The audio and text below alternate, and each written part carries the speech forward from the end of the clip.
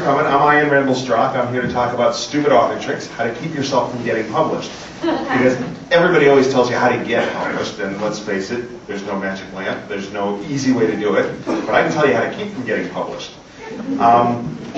First, just to give me a clue, how many people here are aspiring writers?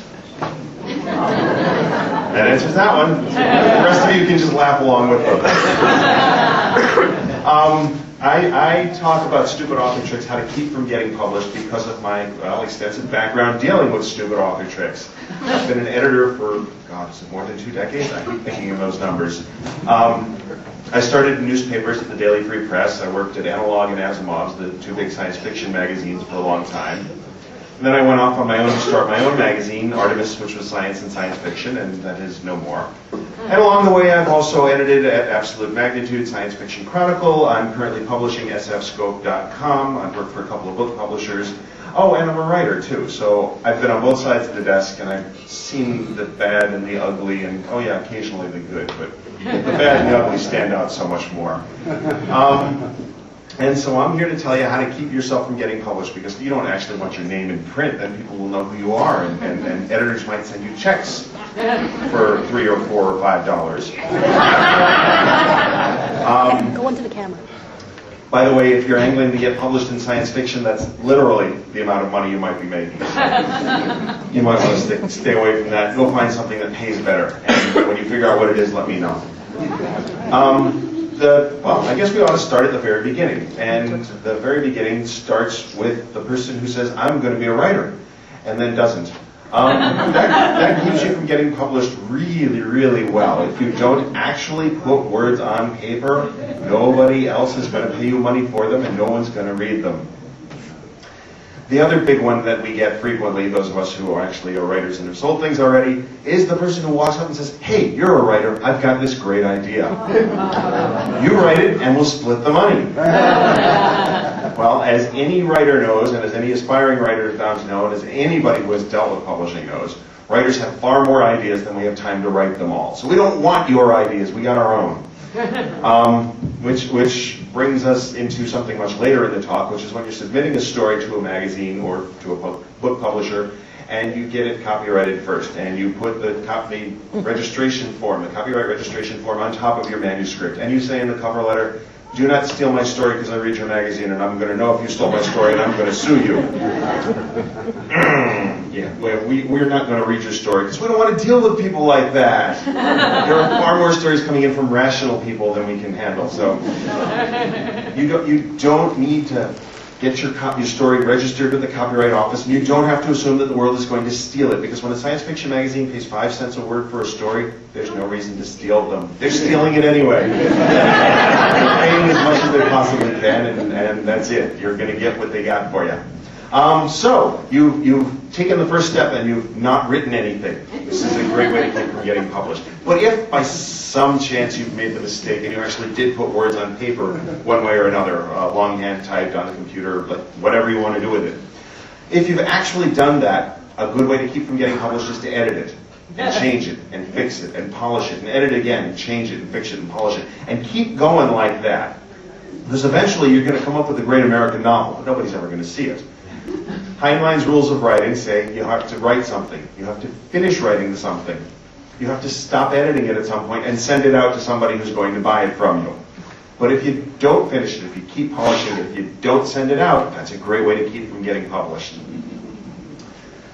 But, well, let's say you've made the mistake. You actually decide that the story is good. It's as good as it's going to get, and it's ready to go off into the world and find somebody else.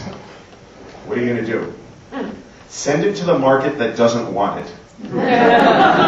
Every publication out there that takes freelance work has writer's guidelines, one form or another. Some of them are 3 sentences, some of them are 5 pages, but they've got writer's guidelines somewhere. And now in the age of the internet, most of them are on the web, so they're easy to access, which is a problem for writers who want to keep from getting published because they could actually see them. It used to be you'd have to send in a self-addressed stamped envelope, and the number of people who didn't bother with the self-addressed stamped envelope, they would write a letter to the magazine and say, send me your writer's guidelines. Well, yeah, it's one stamp, that's nothing, but the magazine gets 300 of these requests a month. That's starting to eat into the editor's salary, so they're not sending them out for free. Anyway, don't read the writer's guidelines, because if you read the writer's guidelines, you might actually send your story to the right place.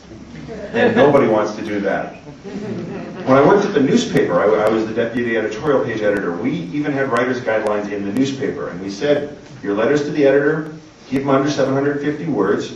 Preference is less than 250 words. We're not going to read anything longer than 750. Every week we got 10, 12, 14-page screeds about, well, we didn't really know because we didn't read them. They were too darn long. These were smart people. They wrote something and they didn't want to get published, so they sent it to us. But pay attention to those writer's guidelines if you want to get published. If you don't want to get published, don't pay any attention to them. When I published Artemis Magazine, my guidelines were explicit. I wanted hard science fiction and I wanted science fact. Now, there's an ongoing debate, what's hard science fiction, what's soft science fiction, and we can debate that endlessly. But it doesn't really matter, because every week, and sometimes even more often than once a week, I would get submissions of true romance. Slice of life memoir. Dark noir mystery with absolutely no fantastic elements in it whatsoever. And I have absolutely no idea where these people got my name, but the funny part is they still have my name. Artemis Magazine went on indefinite hiatus in 2003. That was the last time I published an issue. The last submission I got for the magazine showed up on Monday. And they keep coming. These are people who really, really don't want to get published. They're making every stupid author trick they can come up with. Now, I have no idea who's got a listing for this magazine anymore, because it's so friggin' old. I've checked all over the web, and everything I've seen says it's on hiatus, it's dead, it's gone. The official website is gone, but people still keep sending me stories. I don't know. Anyway, so if actually you want to get published and you wind up sending your story to the right market, which in this case is not Artemis Magazine for anything, there are still ways you can keep from getting published. You can slow the process down. First of all, magazines that take their submissions only on paper, and there are still some who do that, well, email it to them. Magazines that say, we don't want to see any attachments, send them attachments. Ignore the writer's guidelines as much as you possibly can. If you're sending them paper, never, ever, ever put in return postage, because the magazine's rich. They can just stick it in the mail, send it back to you, right? Again, it goes back to it costs you one stamp, it costs the magazine one stamp for every story, all 400 stories they got this week. And that's not an exaggeration. When I worked at Analog and Asimov's, and that's some years ago now, the average week's take for each magazine was 400 or 500 submissions. Wow. These were monthly magazines that published 6 to 10 stories per issue. So you can do the math. When I published Artemis Magazine, it was a quarterly, and I was publishing 4 to 6 stories and some nonfiction in each issue. And I was running 100 to 250 submissions a week. Wow. So the odds are, well, they're slim. If you actually do want to get published, you're in the wrong talk. But there are things you can do. First is you can learn the language of whichever language the magazine is published in, and write it as if you were a native speaker of that language. If you don't write as a native speaker of the language, that's a good way to keep from getting published.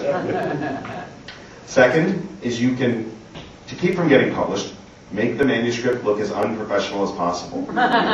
Professional-looking manuscript is actually remarkably simple.